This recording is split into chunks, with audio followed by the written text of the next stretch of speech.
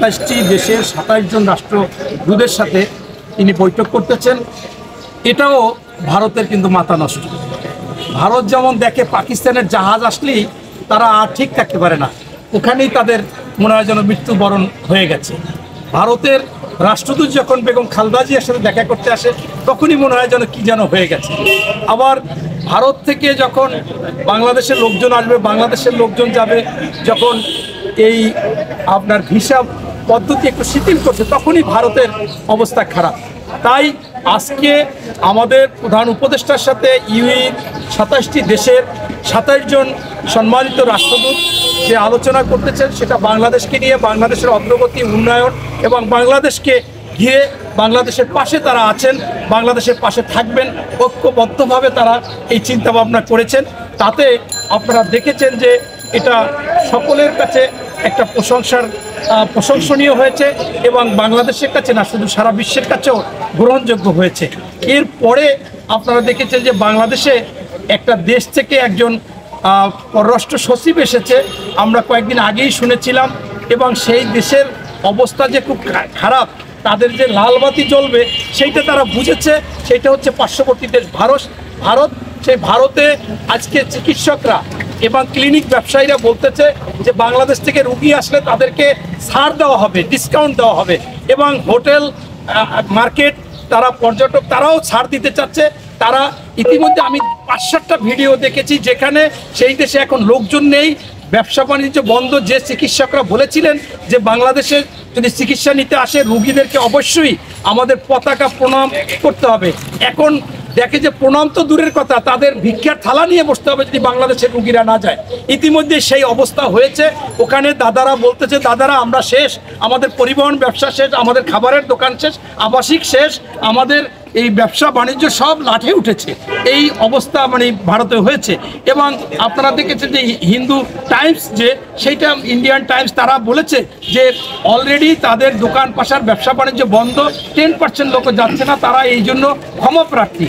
এই জন্যই আজকে ভারতের আপনার পররাষ্ট্র সচিব সহ আরও কিছু নীতি নির্ধারণী ভারতের ওনারা এসেছেন, আমাদের পররাষ্ট্র সচিবের সাথে বৈঠক করেছেন। আমি এক্ষেত্রেও বাংলাদেশের অন্তর্বর্তীকালীন সরকারকে বলি যে আগেই শর্ত দেওয়া উচিত ছিল, বাংলাদেশের সাথে যদি বসতে হয় আগে খুনি হাসিনা বা এই যে গণহত্যাকারী হাসিনা, এই হাসিনা সম্পর্কে আগে অ্যাকশন নিতে হবে, হাসিনা সম্পর্কে আলোচনা হবে, তারপর পরবর্তী তাদের সাথে সম্পর্ক থাকবে কি থাকবে না, তাদের সুসম্পর্ক, তাদের সাথে অর্থনৈতিক বাণিজ্য আমরা করব কি করব না। এই জন্য প্রথমে উচিত ছিল খুনি হাসিনা এবং এই গণহত্যাকারী হাসিনা কেন ভারতে এখনো আছে, কিভাবে আছে, এই আলোচনা, তাকে ফেরত দেবে কিনা, কয়দিনের মধ্যে ফেরত দেবে, তাকে বাংলাদেশে এনে বিচার করতে হবে, তাকে আইনের আওতায় এনে তার সকল মানে যে অর্থ পাচার করেছে সেগুলো বাজেয়াপ্ত করতে হবে। এইটা আলোচনায় থাকা উচিত ছিল, কিন্তু অন্তর্বর্তীকালীন সরকার কেন এটা নিয়ে নেয়? আমরা দেখলাম যে শুধুমাত্র ভারতের দুঃখ কষ্ট, ভারতে যাচ্ছে না, ভিসা না দিলে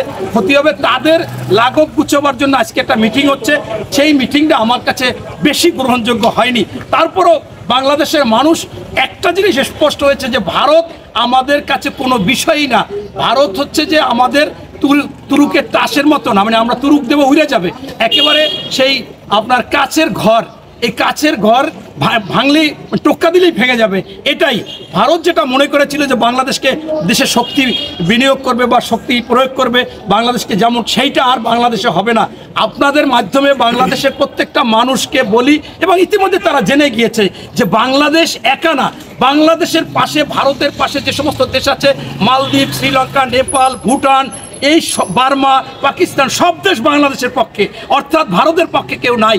আজকে যদি ভারত কোনো রকম উদ্যোগ নিতে বাংলাদেশে, ওই যে একটা পাগল গরু খায় নাকি একটা বলেছে যে সে শুভেন্দ্র অধিকারী, সে নাকি শাহাবুদ্দিন ভদ্রলোক মুসলমানের বাড়ি গিয়ে ঈদের দিন বড় বড় কোরবানির সময় বড় বড় 3টা বাটি বইরা গরু খাইছে, আবার টিফিন ক্যারিয়ার নিয়েছে, অথচ সে সনাতন ধর্ম।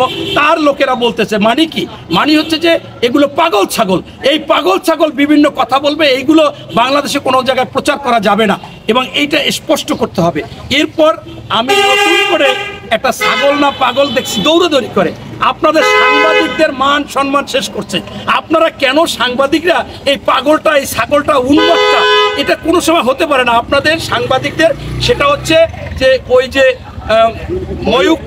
ময়ূক রঞ্জন, এই ময়ূক রঞ্জন দেখি দৌড় দেয়, লাভ দেয় উন্মত্তের মতো, মনে হয় যেন পাগলা কুকুরে কামড়াইছে, জলতঙ্ক রোগ হয়েছে, নতুবা মনে করেন গাঁজা হিরোইন মেয়াতুল খাইছে, খাইতে দৌড় দেয় এবং দৌড় দিয়ে বলে কি চিটাগাং নেবে, চিটাগাং নাকি ওই ওর বাপ দাদার সম্পদ নিতে হইবে। আরে ভাই, আমরা এতদিন শুনছি এই শেখ হাসিনা বলছে যে ভারতের সাথে স্বামী স্ত্রীর সম্পর্ক, তা স্বামী স্ত্রী মানে কি? তাইলে ওনার বউ, এই বউর জন্য কি আপনি যৌতুক নেবেন? যৌতুক নিলে আপনি পাগল ছাগল তো জানেন যে শেখ হাসিনার সাথে তো আনুষ্ঠানিক বিয়ে হয় না, শেখ হাসিনা তো পালিয়ে গিয়েছে, পালিয়ে গেলে তারে আবার যৌতুক দেয় কেমনে? সেই যৌতুক কি সম্ভব? বা কোনো গিফট বা উপহার যৌতুক কোনো কিছুই সম্ভব না। যদি পালাইয়ে না যাইতো, মোদির সাথে যদি বাংলাদেশে আনুষ্ঠানিক বিয়ে টিয়ে হইতো, তাহলে বাংলাদেশের মানুষজন চিন্তা করতো যে কিছু একটা দেওয়া যায় কিনা। তো তুমি যে পাগল, এই ময়ূক রঞ্জন কিলি বলা যায় চিটাগাং চলে যাচ্ছে, এই ফেনীতে এইখানে হবে। আরে ভাই আসো না, তোমাদের ট্যাংরি ভেঙে দেওয়া হবে, তোমাদের ভারতের অস্তিত্ব থাকবে না। তোমরা যে ফকির, ভিক্ষা করতে চাও, বাংলাদেশ থেকে অর্থ নিতে চাও, তোমাদের বাংলাদেশের লোকজন চাকরি করে, বাংলাদেশ থেকে সব, এটা কোনো সময় হবে না। ইতিমধ্যে আপনারা দেখেছেন ভারতের টেলিভিশনগুলো দেখাচ্ছে পেঁয়াজ পচে গেছে, আলু পচে গেছে। আরে বাংলাদেশের মানুষ এরা সাহসী, এরা ইমানি, বাংলাদেশের 93% মুসলমান, এদের ইমানি শক্তি আছে। তোদের